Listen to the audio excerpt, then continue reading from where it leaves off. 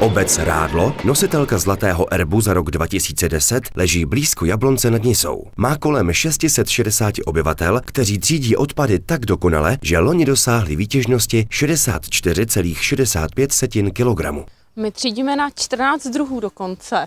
Co se týče třídění odpadu, tak se snažíme třídit vejce, který dáváme slepicím, odpady ze zeleniny, který dáváme na kompost, potom třídíme papír, PET lahve, plasty do domácnosti, sklo čirý, sklo barevný, potom ještě textil, ten se odváží, kov, ten jde do kovošrotu a přitom můžeme snížit své náklady domácnosti podle toho, jak my třídíme. Vzhledem k tomu, že nemusíme platit popelnici tak, jak to mají jinde.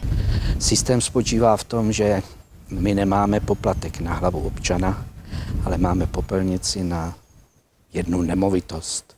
Vzájemně se hlídáme, to je taky jedna dobrá věc, protože máme příklady v okolních zemích, kde to berou rodiny už jako samozřejmost. Nám jde hlavně o to, aby jsme ušetřili obecní kasu občanů, protože těch komunálních odpadů stále přibývá a přibývat bude. Ty ušetřené peníze díky pochopení občanů dáváme do školky, to znamená do mateřské a základní školy. Tam vidíme gro ty budoucnosti, ty vesnice a tam ty peníze patří.